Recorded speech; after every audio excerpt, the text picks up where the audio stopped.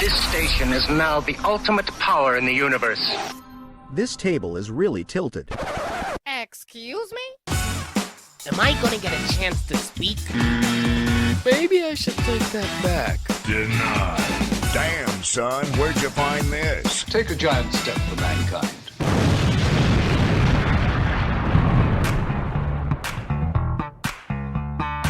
Welcome to the Tilted Table with your hosts, Sean and Joe.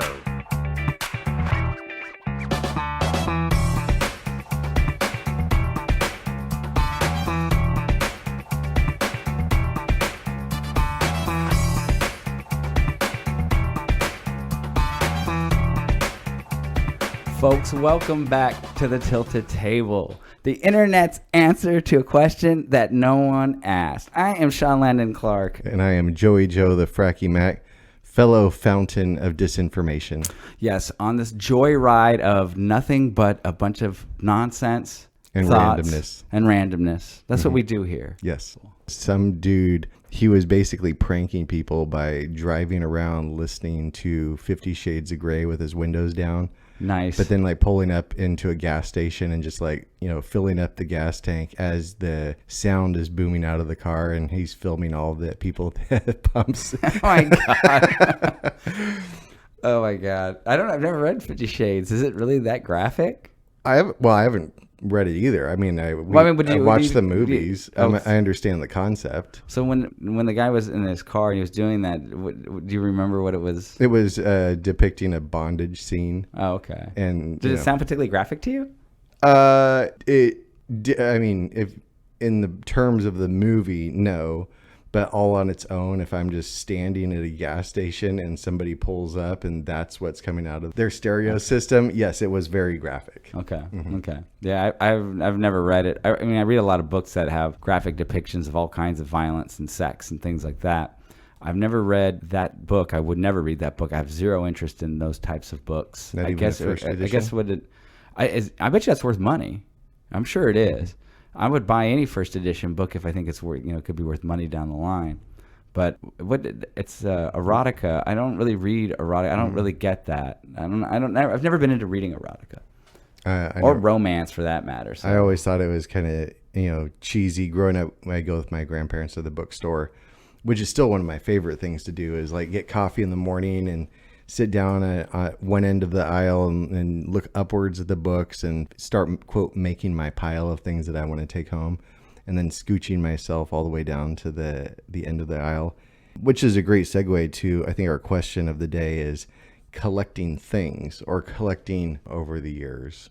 I think it's almost a personality deal because a lot of people, if you ask them, what things do you collect? They'll just give you a blank stare. They don't collect anything or have anything. It's just a very utilitarian type life. And that seems to be, in my experience, the majority of people. Then there's the people that collect things and hoard. And then there's people that collect and just have to keep collecting the whole set. And an example, I think for me, it started in an early age with baseball cards. Okay. Or Garbage Pail Kids. Yeah. Like you would have, so I would want all of the Joe Garbage Pail Kid characters. And then it just became like, well, there's series 1, series 2, series 3, and my collection kind of grew. And then it was toys, and there's the toy actually came in a little plastic garbage can, and it was called Muscles. Yeah, I'm familiar with Muscles. Yeah, so those little kind of wrestlers. Yeah, like 1-inch type things, and then it's like, well, Muscles just came out with a new set. Well, I need that set because otherwise having one trash can of Muscles isn't fulfilling inside. I need the whole set. Right. And then fast forwarding to today, it's kind of like touching back on the music thing. If you find an artist that you really like, well, you don't just listen to the one album. You go and you get all of the albums. Well, there are people who are completists. So whatever they're collecting, whether they liked it or not, they have to get all the pieces. If this thing or this group or whatever it is has done something, I have to own it, even if they don't like what it is. Correct. And I would consider myself a completist. Yeah, a lot of people are when they collect. So I used to collect a lot of different things. Going back to what you're talking about, baseball cards and comic books were the first things as a kid I collected. But even then, it was money driven. Like baseball cards were hitting that height of popularity where that's when Beckett magazine, get your monthly price guide. Yeah, so it's like I always use Jose Canseco as the sort of the benchmark of the height of the baseball card era of value. That was $60 if you could land yourself a Jose Canseco rookie card. And Wasn't it Don Russ? that was Donruss, yeah. So a lot of those cards were worth money, so we were collecting them with that kind of intention in mind. I didn't even watch baseball as a kid, so I wasn't interested in the sport. I just was interested in collecting the cards. Same with the comic books. We were collecting comic books with the idea that they were going to be worth money. One in particular is a series from Batman called Death in the Family. It was a 3-parter. It was where Robin dies. And when that came out, everybody was like, get multiple copies because this is going to be worth money. And that's what we did. We would buy first issues of any new superhero that came out. I remember one guy, Mr. Miracle. It could be a complete flop, could be a hit. You just don't know. So you would just buy these first issues. And and then that's my first era of collecting. And I ended up selling most of that stuff. I have about 12 or 13, 14, 15 baseball cards left. Okay. Cal Ripken rookies, Barry Bonds rookies. What else I got in there? I can't remember. But anyways, just stuff that could be worth money down the line. I got rid of all my other cards over the years. I don't collect baseball cards. I don't collect comic books. I got rid of all those. I think the only comic book I own right now is the first issue of The Tick. And I think it's worth about $5,000. And what are you going to do with it? I'll sell it eventually. You know what? Honestly, I haven't seen it in a long time. I wonder if I already sold it and I just don't recall selling it. I'm not lying. I may have actually. I'm trying to think in my head. Like, where the hell did that thing be? So as an adult, I didn't collect anything other than if you consider guitars. I have a bunch of guitars, but that's still more practical. I was playing in bands, but I do have more guitars than I need. So I guess I could constitute a collection of some sort. It does. Yeah. Outside of that, I have books. I do collect first editions of books. Okay. And I am a completist with authors that I like, even if I don't like their book. I'm a big Bret Easton Ellis fan, but honestly, there's about 3 of his books that I don't think are that good. I got first edition hardcovers of those books. So yeah, I'm a completist at least to that level with authors, but it's only a handful of authors. I'm constantly trying to read, new books, and if I find someone I really like, I'm down. I'll get all of his books and I'll read them, or her books, not to Sure. not to just say male authors. So that's about as far as my collection goes. And I was thinking about this when you brought the idea up, like why don't I collect? So you talked about muscles, right? The little wrestlers. I had all those. I love those things. Do you remember what muscle stands for? I do. Go ahead. I remember. I know it's an acronym. It's an acronym. I don't recall offhand though what it is. So it's most unusual small creatures lurking everywhere. That was just that movie. Oh wow! I can't believe I Dude, remember how that. in the world do you remember that? I don't know. This is like circa 1985-ish. Yeah, I remember getting my first set. I remember seeing a commercial. I was really into wrestling. It was height of the Hulk Hogan, Randy Savage. 85, 86. Sure. I was like I think in the 4th or 5th grade, and these little figurines come out. They were pinkish color. They were all the same color. Kind of a pinkish skin tone. Yeah. Yep. Yeah, and there were all these. They were aliens. They weren't like humans. Some of them were, but all these different little creatures, and they were wrestlers. And I think they even had a TV show at one time. They did. It was a cartoon. Yeah, and you could buy like a set, and it would have like 50 or 60 of these little figurines, and we built a ring out of an old cigar box. We took like screws, like big tall screws, and we turned the cigar box over. We put the screws in the 4 corners, and then we went underneath the box and we put like toilet paper or paper towels so that when we put rubber bands around it, it wouldn't squish them inward. Okay. It would stick underneath, so it would have that. It would hold it straight. Right. Yeah. And we made a ring, and we actually took my dad's VHS camcorder, and we would film wrestling matches. That's a great memory, dude. Yeah, that's fun. That's a really good memory. We did that a bunch of times. I think we did it with WWE figurines as well, but they were those were really big. Those are a lot bigger. So I still have an for original one of those. Yeah. I have Macho Man. So when I think that when I got older, first of all, music basically altered most of what I was doing as a child. Like people will collect things. I knew people that collected baseball cards and comics, still do today. Video games, all that stuff, right? They're all into that. But once I started playing guitar, I kind of stopped with all that. It was all about music to me. I want to learn how to play guitar. I want to be in a band. And I think the other side of that, what sort of accelerated me not collecting anything is I got closer to 16, 17, 18 when I was graduating. We were all talking about, we're going to go move to LA. We're going to go be in a band. The last thing I needed was more stuff. I needed to get rid of stuff. so that I had just my equipment with me. I just needed to get some money, and I needed to get down to LA, and it was all about that. I didn't have anything. I didn't own anything for many years outside of some basic stuff.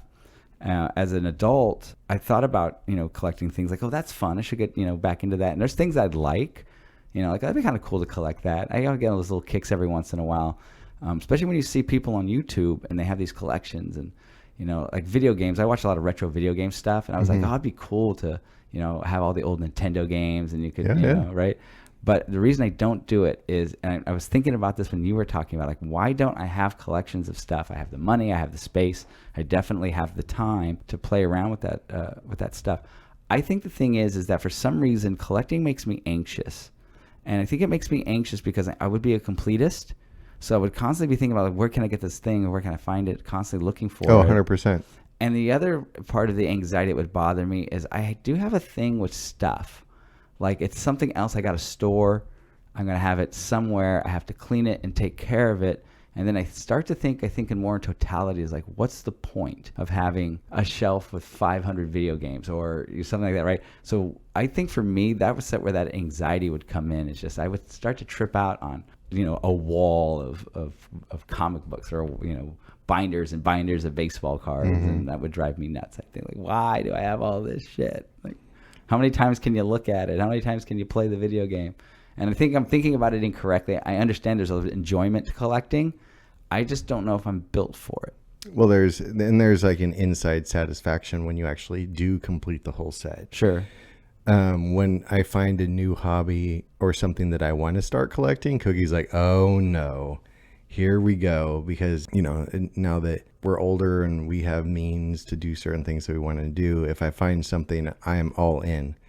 I want to know everything about it. I'm going to have all of the things. And if, say, I have a huge t-shirt collection and I find one t-shirt that I really like and it's in the color red, and I know they make it in 5 other different colors, I will track down all 5 other different colors so I can have the complete set of that t-shirt. Sure. And where it got really expensive for me in collecting was late 2017. I don't know how it happened, but I stumbled across Supreme, the brand. Right.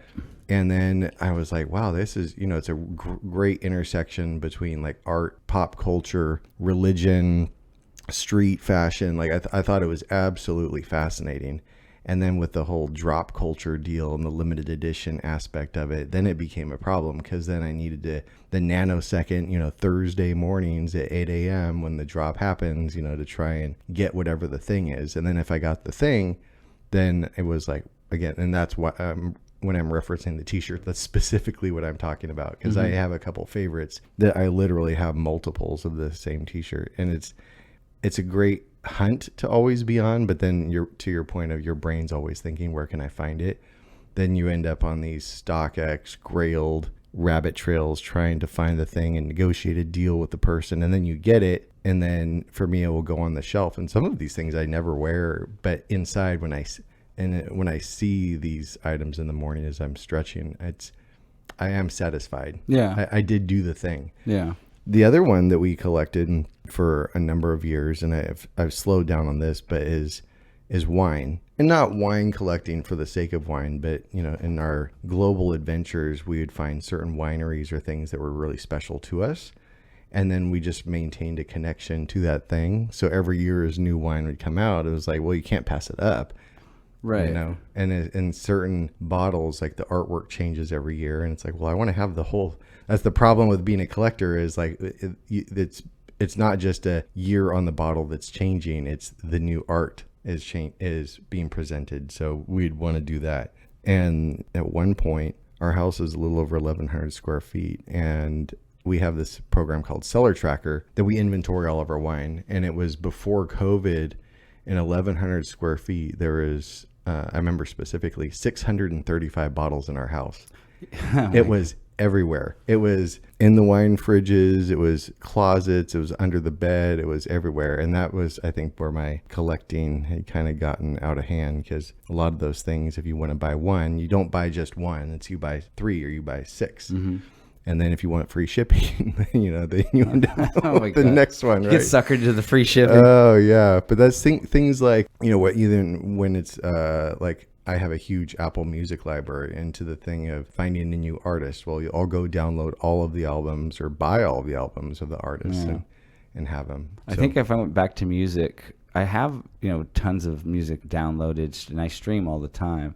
But I definitely had thought a couple of times that maybe I should go back and get, just start collecting CDs again and get all these bands that I used to listen to and that kind of stuff. That's the only time I think I've ever considered getting really back into collecting. Like, yeah, it would be cool to have that. But I watch a couple guys online on YouTube that do that. They have tens of thousands of records, and they'll review them, they'll talk about them, and things like that. And it's mostly 70s, 80s, 90s era rock and roll, and so it's my wheelhouse. So I like watching these guys and they talk about it because they'll bring up bands that I haven't heard of in many, many, many years. And sometimes you look at their rooms and it's super cool. They got some great stuff, and it's like, wow, that would be cool to have.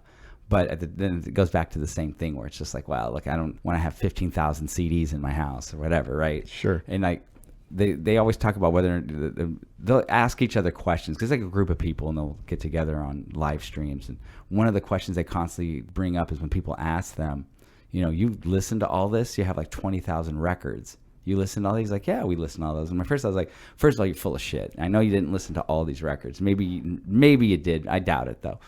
And so the other question that was always brought up was like, you have all these records, do you actually like these bands? Like, that's insane. I mean, most people can probably think of a handful of bands that they really like, right? And he's like, yeah, I would never buy a CD from a band that I don't like. And I was like, you are so full of shit, because you're talking about bands all the time, and you'll bring up like, oh, this band came out in 1987 with their debut record, and this album is awesome. Like, no, it isn't. I know that album. It was a piece of shit. That band sucks. That's why they did one album.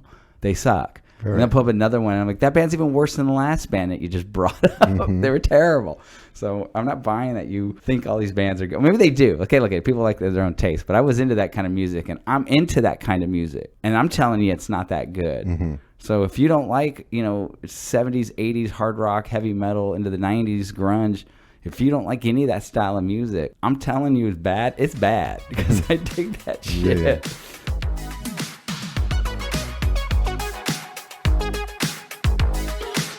Ladies and gentlemen, may I have your attention, please? Leave a like on the video. I know you're enjoying this. Can you shut up? The internet's answer to a question that was never asked. The Tilted Table with Sean and Joe. Well, I think one of the things about collecting, at least for me, is the thing itself is always super cool. Like, I don't collect dumb things, but it's not just about having the thing. It's the people that I meet and the places I go and the things that I learn trying to find the thing are my huge takeaways, and so many great memories. Yeah, the experience. The hunt. The experience has got to be mainly part of it, because I think what you were saying earlier about it, it's a story.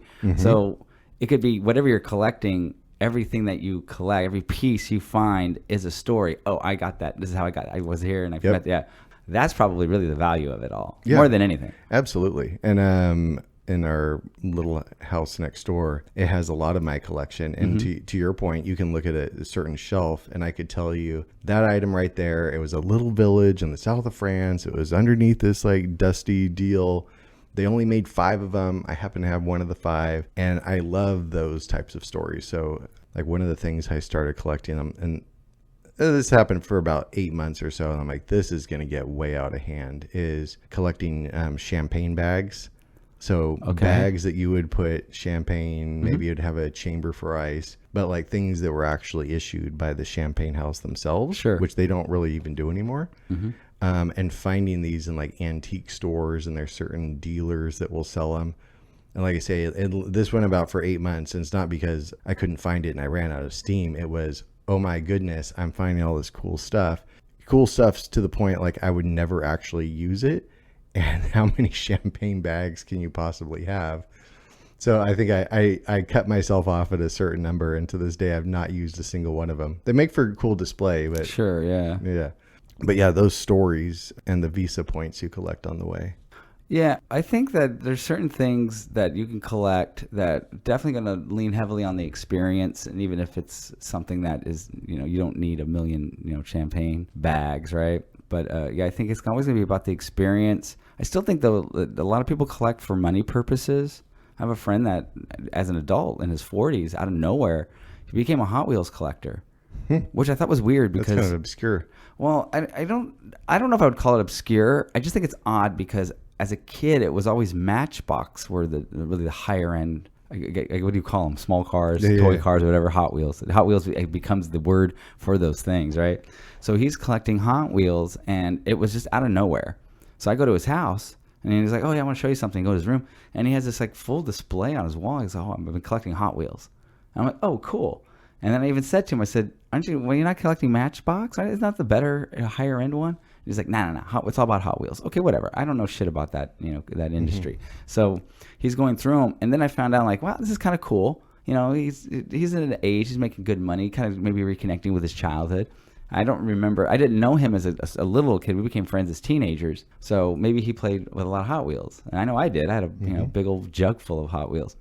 So as he's talking to me about it, he's like, "Yeah, I joined this Hot Wheels club. It's an official thing through the company, and they have exclusive releases. So they'll come up with like, this is a car that we're releasing. It's limited edition, and you can buy it, and it's it costs you 6, 7, 10, whatever the price is for these things, but they're very limited. You buy them, and then people turn around and sell them on eBay for hundreds of dollars, like within days after they release it, because they're gone quick." So I'm just like, oh, okay, so this is where this is going. So you're collecting Hot Wheels, but part of you is you want to get in line with getting all these really limited edition ones and then being able to turn around and sell them for a profit, which I'm not against. I mean, again, I collected baseball cards and comic books, specifically mostly for those purposes. Yeah. See, I'm on the other end of the spectrum. I'm wearing a basketball jersey right now, and I have absolutely no affinity or interest in the sport of basketball. Me too.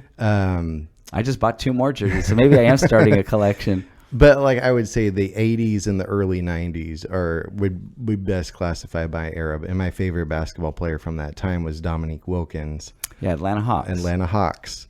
And after he left the Hawks, he was a journeyman for a handful of teams and existed for maybe 2 games here, a couple games there. Yes. So the jersey I pulled out this morning is Dominique Wilkins on the Utah Jazz. Sweet. Which, and it sounds kind of crazy, but goes back to the whole hunt. Is I knew that Dominique played for the Spurs. He had a hot minute with the Celtics, a brief moment in time with the Jazz. I found a vintage jersey broker in New York City that actually specialized in tracking down these stadium issued jerseys. So, I mean, we're talking like niche. Yeah. And especially during COVID, it's kind of when I went wild. Yeah. I had some downtime, and he and I became very first name basis, talked multiple times during the day. And I think Cookie said I've got like 62 jerseys in my closet. Nice. So yeah, it's been, I love that era, like Pistol Pete Maravich. Yeah. I was a big Iverson fan, so I have a lot of AI jerseys. Do you have a Dennis Rodman Detroit Pistons jersey? I don't have Rodman. I have a ton of Rodman. I have Rodman on the Lakers. Yeah. That was a team issue jersey, which I actually do wear that one around. Number 73, which is such a weird number. Yeah. I have a lot of Rodman. I have there's a website that I basically call the what if jerseys. So I've got Kobe Bryant home and away on the Charlotte Hornets. Right, because he was drafted by Charlotte. Right. So this website has actually released these jerseys as if the person played for that team. So you can. I mean, you can go to Fanatics. I don't know if this is probably not the exact same thing, but you can go to Fanatics and you can get any jersey with any name and number on it. So you could put Bryant on anything. Sure. But if it's coming official from Charlotte Hornets saying like we're releasing our Kobe Bryant jersey. Right. The other one I've got is Scottie Pippen on the Sonics. Did he play for the Sonics? He was drafted by the Sonics. He was drafted by the Sonics. Yep. Okay. That was a draft and trade type of deal. Yeah. So there's a lot of that with basketball. And I've got a number of Dikembe Mutombo jerseys. Yeah, I remember him. Yeah. I even have a pair of Dikembe Mutombo sneakers called the Mutombos. Okay. Which it looks like I'm wearing ski boots when I wear them. Oh, I can imagine, yeah. Well, there's another thing. So then it's a problem, then I started collecting sneakers, and growing up, our family didn't have a lot of money, but me and my brother had our own landscaping, clear cutting business starting when I was 13. And so I started making a couple $100 every month as a 13-year-old kid back in the early 90s. And that was a lot of money. So it was whenever I go to Copeland's to get a pair of sneakers, my mom would always, we were limited to buying sneakers off the very bottom shelf. So the cheap ones. And I'd always want the Jordans or Reebok pumps had just come out. And I'd remember those. I'd want to use my own money, and that was never possible. So then now, like later, I mean, I've been doing this for a while now, but when I had money, then it was like, okay, now I'm going to go back and get all the things that I wanted as a kid. Yeah. And which explains, I mean, shoot, I know I've got like over 120 pairs in my closet. Sneaker collecting It's baffles addictive, me. man. It baffles me a little bit. I don't really get it. But again, there's a lot of collecting I don't understand. Sneakers in particular I find odd, but also think that at least I feel like the majority of people who collect sneakers are actually doing it for money purposes. Like they're hoping that there's a lot of those people out there. You know, they will never wear them. They'll put them up on the shelf and they'll say, "Oh, I got the Jordan whatever line." And so I would never collect sneakers. Like I just don't think that I would ever do something like that. It seems weird to me. You buy sneakers, you wear them.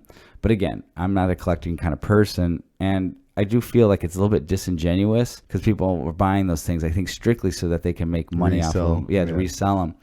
And I remember watching this TikTok video or whatever, a reel from Instagram, where an old guy, if I had to guess his age, like he's in his 60s, he comes to some shoe show, a collector show or whatever, and he has the original first Air Jordans with the Foot Locker receipt in the box. And the guy's like, "This guy's got it," and he shows the receipt.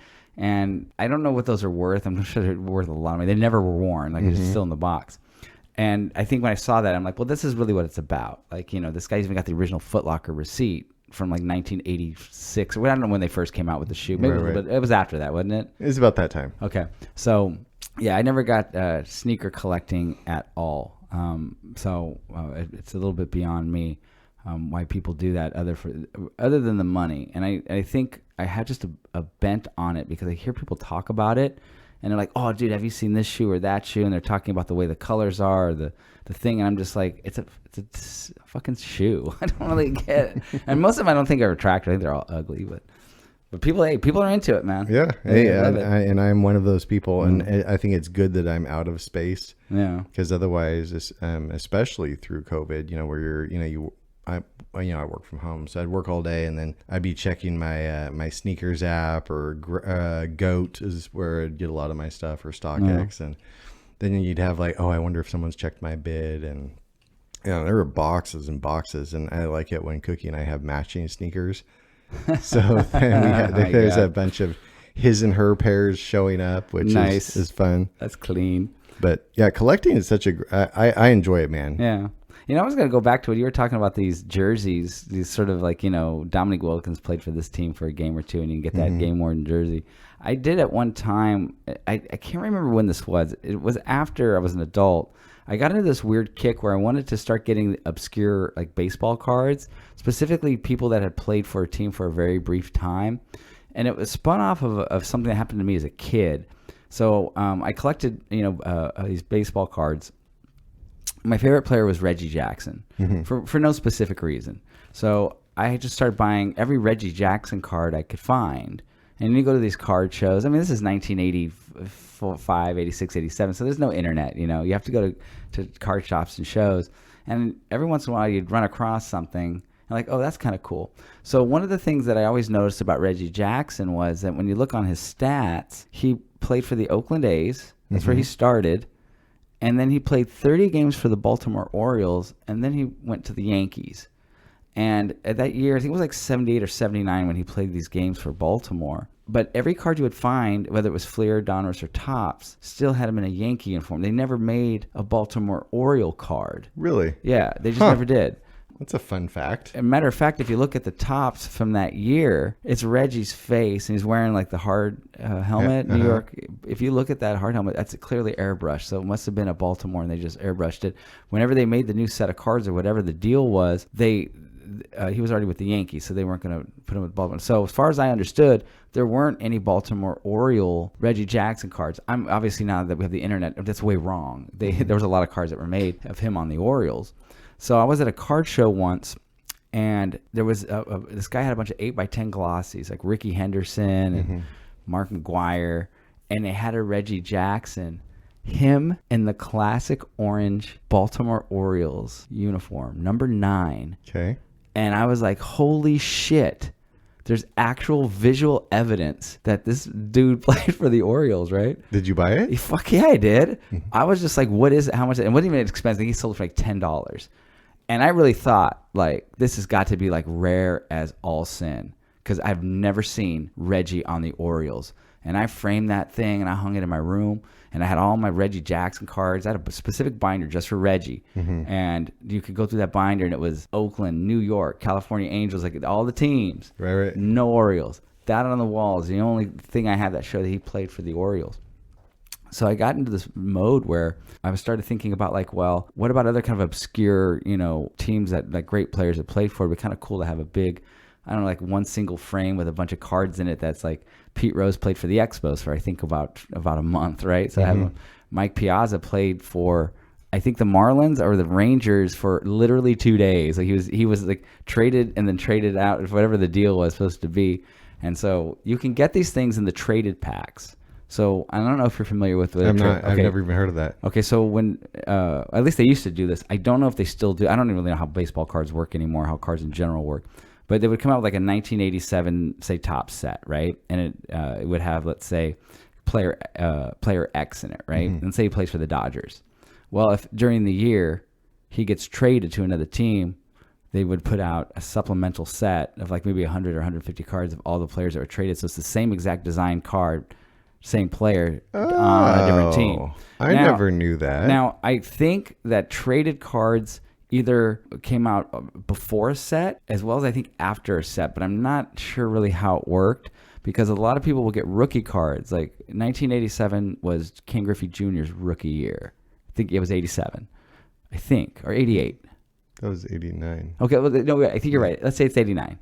Now, if you got the 89 traded set, you would get the real rookie card that was before the main set came out. Oh, right. And I think it's because, like, sometimes those players were maybe later in the year, they were called up once or twice, right? And it's not really the rookie year. Next year is really going to be when they're kind of full time on the team. So they would put out this sort of like, oh, by the way, and I have a bunch of old cards like that.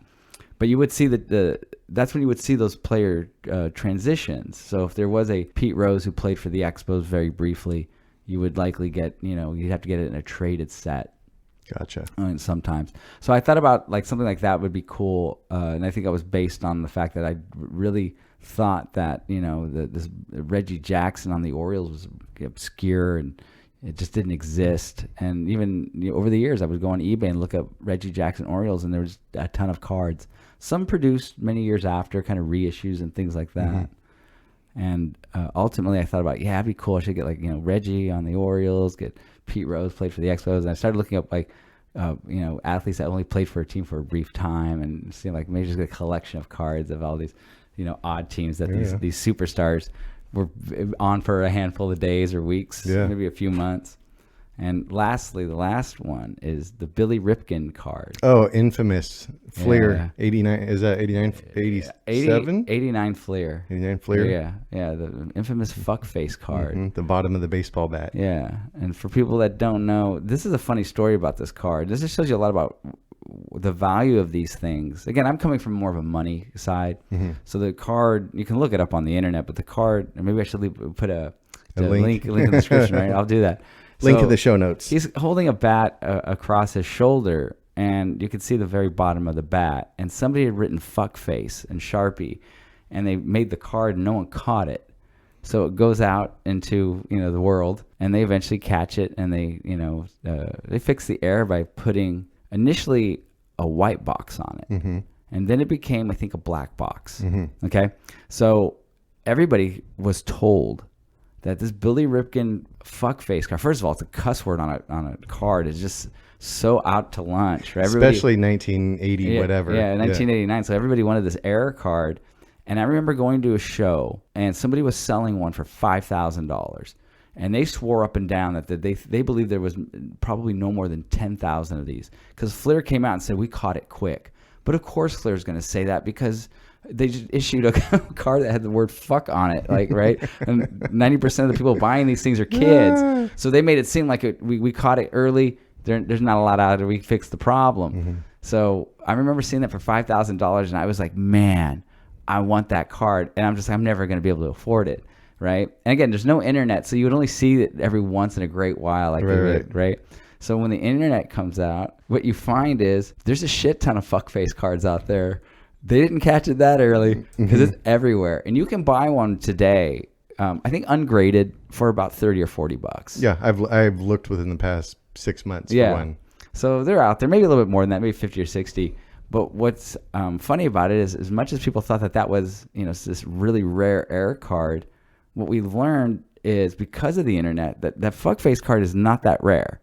The white box covering it up, the first correction, stupid rare. Really? That thing's worth tens of thousands of dollars, I believe. If it's graded 10 and you have a white box, Billy Ripken, the correction is worth way more than the actual card. That's wild. Yeah. So speaking of collecting, you got to get the whole set now. You got to get the original, the white box, and the black box. No way. No, I'm not doing that. I'm not getting a Billy. If I get the Billy Ripken, I'm going to get the fuckface card. I'm going to frame it and hang it on the wall. And just let people come over and look at it and see if they can see it. It's like one of those things like, when you see it, you see it. Yeah, it's such a good story, though. It's a great story. And what a awesome conversation piece if you did actually have it like where people couldn't miss it as they come in. Yeah, that's why it's a random baseball card. It's not like a superstar player. It's Cal Ripken's brother. That's about as far as that's going to go. And didn't he last like 1 or 2 seasons or something? I'd say he played maybe 3. Yeah. No, he didn't last too long. Yeah, he's more famous for the air card. Right? He's like, I bet you at one point in his life, because he wasn't that good of a baseball player as, Cal Ripken was the Iron Man, right? Mm-hmm. And I bet you he's like, man, I'm going to go down in history as just being Cal Ripken's brother. I wish that I could just go down in history for something else. It's like, wish granted, motherfucker. Well, I'm going to say, nobody, like especially current generations, if you said Cal Ripken, they'd just give a blank stare back. They wouldn't have no idea. Yeah, I think you'd have to be a baseball fan. But even like with Pokemon and all that kind of stuff, like that Fleer card that we're talking about, that's famous. Yeah, super famous. Yeah, so wish granted. Wish granted, bruh. You got it. That's fantastic. It's funny. I love collecting. You know what? It's. I think it's an awesome thing, awesome hobby, and maybe I should consider doing something. But I still think if I'm going to collect anything, I just feel like I'm going to collect guitars. That's where this is going to go. I'm going to buy more guitars. I fully support this habit. I support it too. Could you imagine if you collected drum sets? You better be like Jay Leno and have like a warehouse. Mm-hmm. Yeah, I can't imagine doing that. I mean, drum sets are multiple pieces. That's a pain in the ass. Have a room. Each drum set has its own room in the house. Yeah, you would definitely have to, do it that way. It's the only way you could do it. Your neighbors would love you. Yeah, well, if you can play well, if you can play well, at least they're only going to be mildly irritated. If you play like shit, they're gonna hate you. So could you imagine if you had several kids who were all taking lessons and playing in their respective drum sets in their different rooms? I'm sure the neighbors will have to file a noise complaint. Would it be like those bands that have 2 drummers? There's you got 2 kids at the same time in the garage just going at it for whatever reason. That's fantastic. I have an important announcement for you, so stay tuned. Yo, that's some next level shit, bruh. So you got me. Big deal. The internet's answer to a question no one asked. The Tilted Table with Sean and Joe. And that is another episode in the bag. I enjoy it, man. Yeah. Collecting's such an amazing thing. Yeah, I think it's awesome. I definitely have to start, thinking about maybe getting into doing something like that. But I do collect books, so maybe I'll just, maybe expand the collection a little bit more. Mesh tank tops. Yeah. It got me inspired a little bit. I'm not going to lie. I'm going to go out and buy some muscles, I think. That's what we're going to do. Ooh, hey. Right? That's what eBay's for. Right? And I'll build myself a ring again, and we'll go right back to filming some shit. Done. Rolls of toilet paper. All right, folks. That is another episode of the Tilted Table. My name is Sean Landon Clark. And I am Joey Joe, the Fracky Mac. And we are out of here. Peace. Peace.